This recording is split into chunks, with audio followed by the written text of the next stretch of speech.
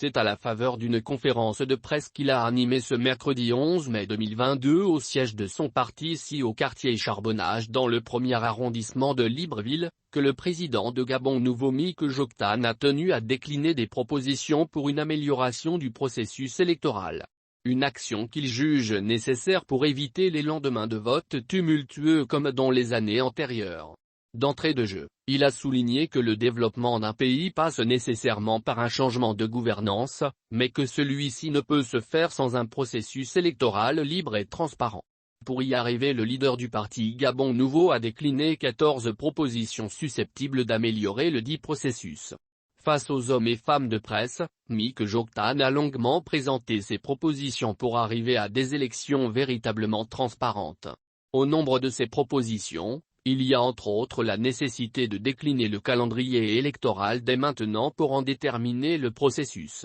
clarifier les missions dévolues d'une part au Conseil gabonais des élections,